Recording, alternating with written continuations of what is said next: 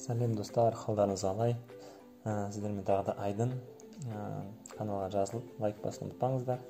Сіз үшін өте маңызды сіз сұраған бүгін видео түсіріп жатырмыз. Қашықтан оқытуға байланысты бізге осы бөлімде көптеген видеолар түсірілген. Жаңағы Google Classroom, презентация, видео жүктеу, қалай экранға өз видеомызды түсіреміз. Қазіргі уақытта сабақтағы ойындар бөліміне келейік. Мен бұл жерде көптеген видеолар уже түсірілген. Сабақта интернет арқылы қандай ойындар ойнауға болады. Ол көбінесе бізде Kahoot емес, Quizlet және Quizizz. Ішіне кіріп көрейік. Quizlet және Quizizz-ға байланысты видеолар уже бізде бар. Quizlet, мынау Quizizz және мынау Quizizz. Енді бұл видеолар қалай дайын ойындарды ойнатуға болады. Сол жайында айтылған. Бүгін сіздердің сұраныстарыңыз бойынша қалай Quizizz ойынын біз өзіміз құрастыра аламыз. Соны көрсетейік. Ол үшін біз ең бірінші болып неге барамыз? Google-ға барамыз. Ал енді қараңыздар. Google-ға кіріп біз не істейміз? Quizizz деп жазамыз.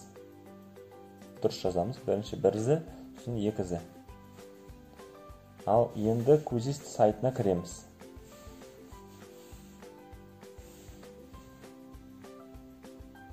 Бұл видео бізде телефон арқылы қалай істеу керек. Соған арналған. Енді мына жерде начать деген жасыл батырманы басамыз.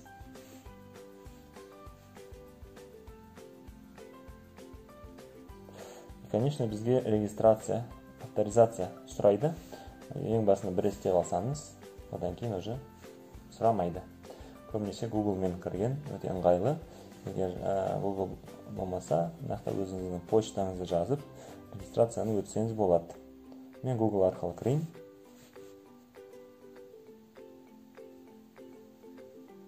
Өзіміздің Gmail аккаунт таңдаймыз.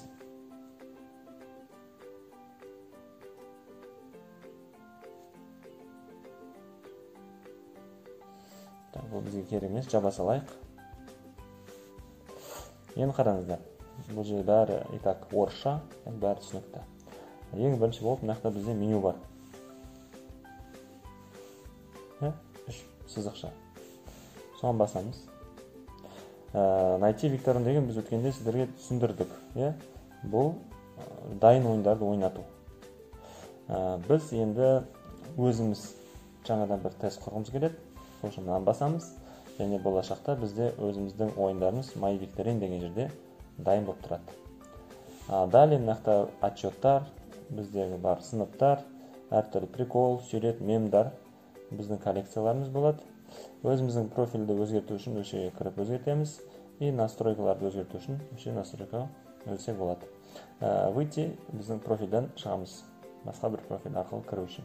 Енді біз ең бірінші создать тест деген батырмаға басайық. Негізі өте оңай, өзіңізде не істейсіз, можете разобраться. Енді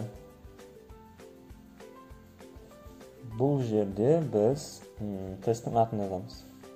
Мысалы менікі English болсын. Және де екінші біз оның қай пән екенін таңдаймыз. Мына жерде мысалы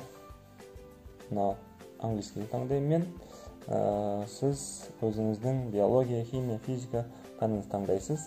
Егер сіздің пәніңіз бұл жерде көрінбесе, большаға кіріп, сол жақтан таңдайсыз. Енді следующий батырмасына басамыз. Английский таңдадық. Тақырыпты жаздық. English in life. Ағылшын өмірде деп қойдым. Следующий басамыз. Енді қараңыздар, бізде 5 түрлі тест түрі бар. Ең бірінші бізде большой выбор дейді. Түсінуге болады. Көп вариант деген сөз да. Много вариантов деген сөз. Соған басамыз.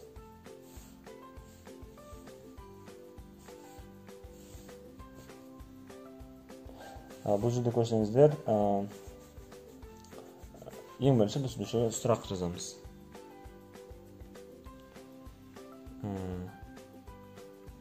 What are the, мысалы, advantages of English? Ағылшынның қандай плюстары бар? Деп, мысалы, сұрақ қойдым балдарға. И мынақта уже варианттар бар. Варианттар жазып шығасыз.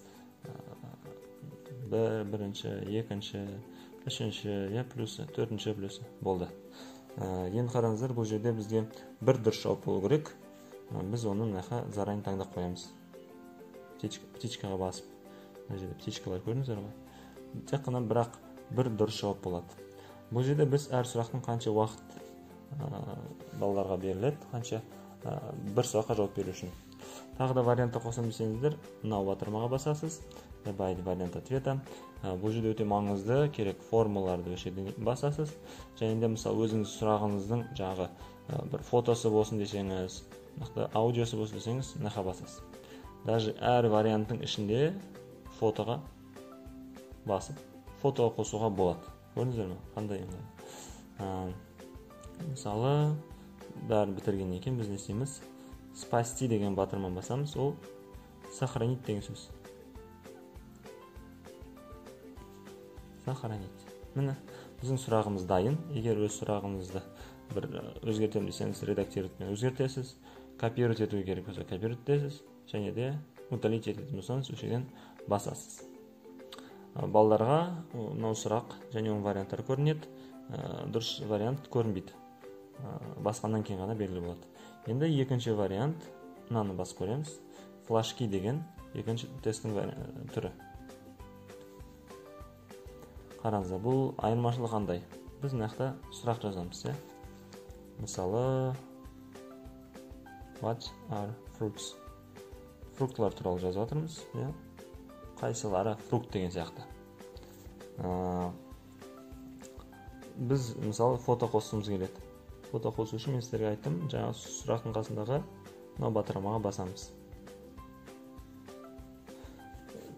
Фотоны табу үшін мынаға басу керек. Мысалы, файлы. Мысалы, мынау болсын.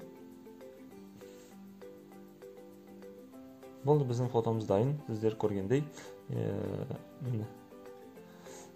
Фото көбірек болса, балдарға қызығырақ болады. Енді вариант ответі мынаға жазамыз. Бұл флажки болғаннан кейін балалар бірнеше флажок қойылады. Бұл бірнеше дұрыс жауап бар дегенді білдіреді. Мысалы, фрукттарға қандай фрукттар бар? Banana, apple, и так далее. Бұлай жаздық, мысалы, carrot деп. Қайсылары фрукт деп, мысалы, балаларға сұрап отырмыз. И керек болса, тағы да мынақты вариант қоссақ болады. Мынақты бір сұраққа берілген уақыт мына жерде өзгертсеңіздер болады. Және де әр ненің вариант ответінің фотосын өшеден қосуға болады. Сұрақ. Енді спастиді басамыз, сохранить. Біз дұрыс жауап беріледі, ұмытып кеттік. Бізде бірнеше дұрыс жауап болу керек. Мысалы, фруктылар қандай? Ол банан мен apple, алма, томаты мен carrot, сәбіз, олар не емес, фрукт емес. Болды. Күтіңіз ғой, флажок қойған кезде бірнеше дұрыс жауап бар деген сөз балдарға. Спасти, сохранить етеміз. Міне біздің екінші сұрағымыз. Бірнеше жауап дұрыс бола алады. Біріншісінде тек қана бірақ дұрыс жауап. Келесі біздің үшінші нақты вариантымыз бар. Оған бас көрейік. Міне бұл сарысы бізде бос жерді толтыру деген, fill in the blank деген тапсырма. Бұл жерде бізде кәдімгідей бір сұрақ болады, Why is English, не үшін ағылшын маңызды дейді. Why is English important? Енді біз ответ деген жерге дұрыс жауабын жазамыз. Мысалы, to connect people, адамдар бірімен істеу үшін, байланыстыру үшін ағылшын керек деп жазамыз. Бұл балалар кім to connect people деп жазады, соларға балл беріледі, сол дұрыс болып саналады. Көрдіңіз ба? Бұл не сияқты ғой? Ашық сияқты. Балдар сұрақ сұрадыңыз, және де ешқандай не бермейсіз, вариант бермейсіз. Балалар өздері дұрыс жауапты табу керек, және өз жауаптарын жазады. Егер олар дұрыс жазса, сол кезде ғана оларға балл беріледі. То есть это без вариантов ответов. Мысалы, тағы да басқа бір альтернативный ответ болсын десеңіз, осы жерден қоссаңыз болады. Мысалы, не үшін маңызды? Там, to talk. Сөйлесу үшін, to many nations. Көп нациялармен сөйлесу үшін керек. Болды. Примерно балалар есіп жазса дұрыс болады. Сөйтіп, спасти, сохранить басамыз.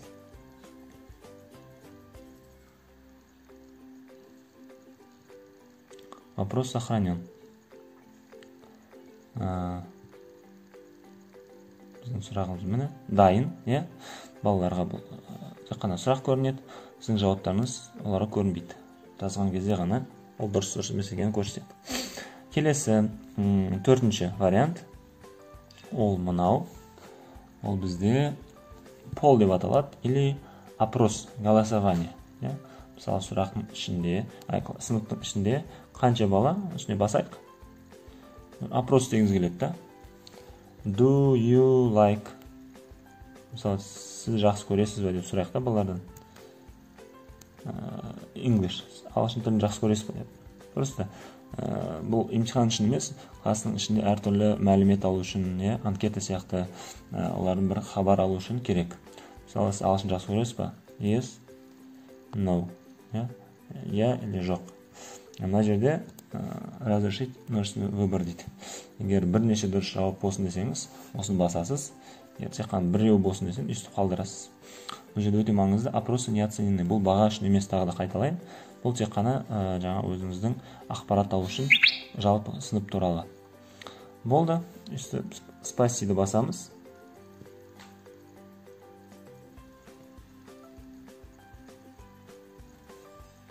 Қараңыздар, біздің төртінші сұрағымыз уже дайын. Правильный ответ нет деп сізге көрсетіп тұр.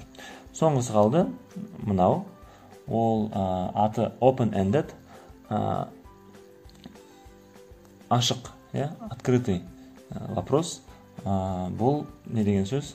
Басып көрейік. Бұл жерде қараңыздар, дұрыс емес деген тоже жоқ. Открытый вопросы не оценены. Оған баға берілмейді. Ойының ішінде кім не десе де правильно дұрыс болып шығады. Бұл не үшін керек? Бұл жалпы балалардың ойын алу үшін. Әртүрлі мәселеге байланысты, социальный сыныптың ішіндегі қарым-қатынасқа байланысты, үйдегі ата-анасымен қарым-қатынасы тағы да басқа. Жалпы баланың белгілі бір тақырып бойынша ойын алғыңыз келсе, пікірін осы нені қолданасыз. Open-ended, открытый вопросы. Открытый ответы, то есть. Енді қараңыздар, біз сұрақ жазамыз.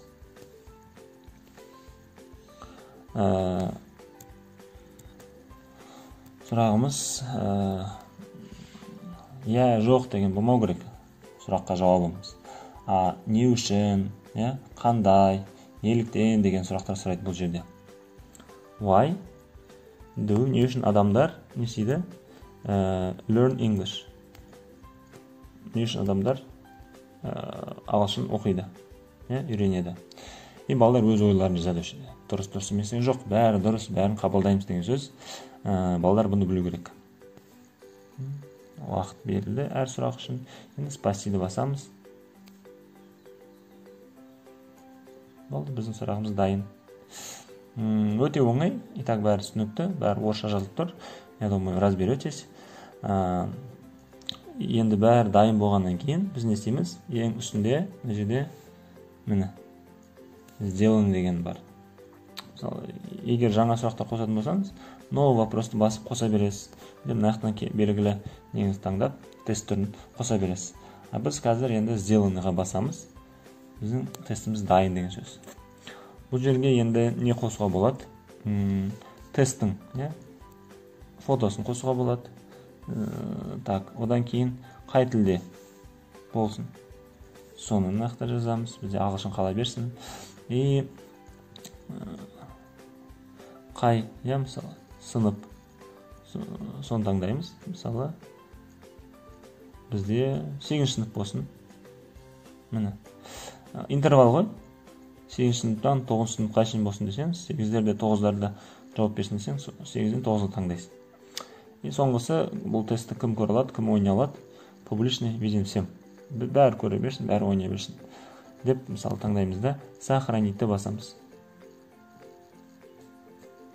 Болды. Біздің ойынымыз дайын. Енді біз мына балаларға оны ойнату үшін мынау батырман басамыз. Играть вживую деген. И жұмыс ретінде берем десеңіз, назначить homework басамыз. Мысалы, қазір біз не істей аламыз?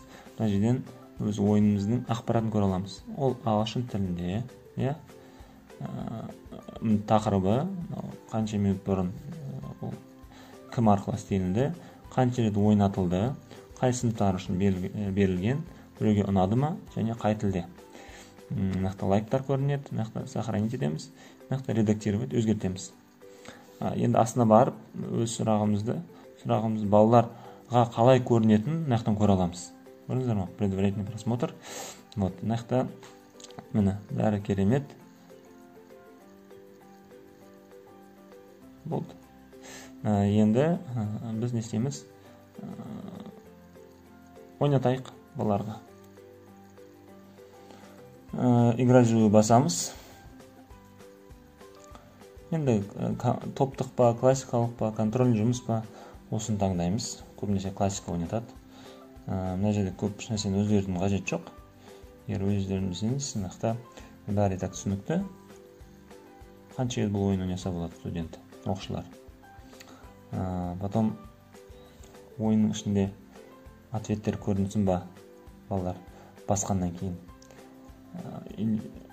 Бүкіл ойын біткеннен кейін жаңа көрінсін ба, бүкіл сұрақтар балаларға.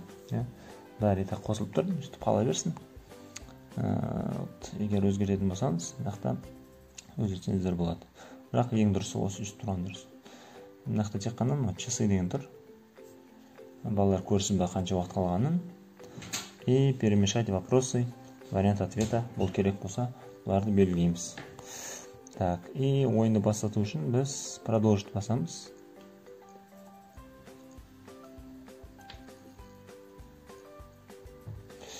Енді балаларға мына жаққа кіруін сұраймыз. joinmyquiz.com деген жерге. И мынау парольді балаларға береміз.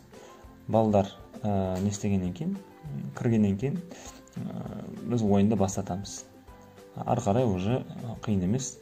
Мынақты сізде балалардың тізімі тұрады, кіргендердің бәрі кіріп болғаннан кейін начни деген жерге басасыз, ойынды бастап кетесіз. Болды. Қарағандарыңызға көп рахмет, бақытты болыңыздар. Егер сұрақтарыңыз қалса, жазыңыздар. Лайк басып, каналға жазылуды ұмытпаңыздар. Қош сау болыңыздар.